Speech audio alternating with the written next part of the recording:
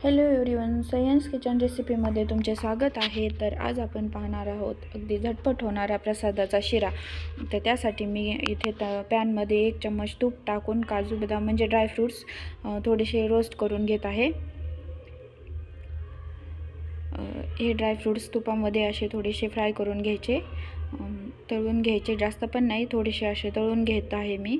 आणि त्यानंतर हे बाजूला काढून याच्यामध्ये आणखीन एक ते 2 चम्मच तूप टाकून 1 ते 1.5 चम्मच बेसन पीठ टाकायचं आहे।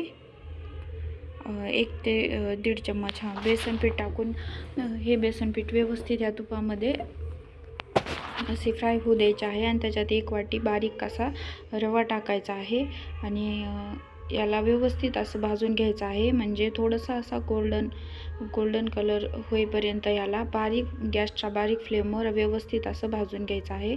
आणि हे थोडंसं भाजत आलं का ह्याच्यामध्ये 2-4 चम्मच बारीक खोबऱ्याचा रेडीमेड खीस असतो तो टाकला आहे मी।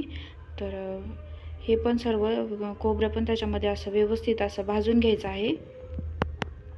आणि 1 केळी त्याचे बारीक स्लाइस करून हे टाकलेले आहे। हे केळी ह्याच्यामध्ये व्यवस्थित अशी मेल्ट होऊ द्यायची, म्हणजे एकत्र एकदम असं मिक्स होईपर्यंत याला व्यवस्थित असं फ्राय करून घ्यायचं आहे। आणि तापलेलं दूध टाकायचं आहे, फक्त दुधामध्येच हा शिरा करायचा आहे। आणि एकदा तापलेलं दूध टाकल्यानंतर परत आणखीन दूध टाकून मी ह्याला दुधामध्ये व्यवस्थित असा मऊ करत आहे।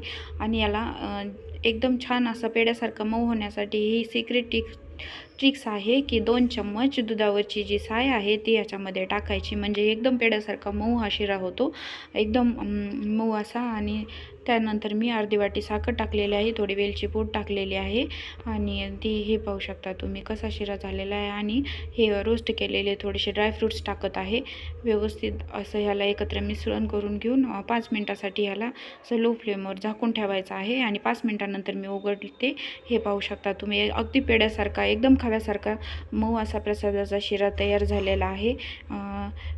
हे पाहू शकता तुम्ही कसा झाला आहे। तर ही रेसिपी एकदा तुम्ही नक्की ट्राय करा, अगदी कमी वेळेमध्ये असा झटपट होणारा काही गडबडीच्या वेळेस प्रसादाचा शिरा आहे। तर व्हिडिओ आवडला असेल तर चॅनलला सबस्क्राईब करा आणि पूर्ण व्हिडिओ पाहिल्याबद्दल खूप खूप धन्यवाद।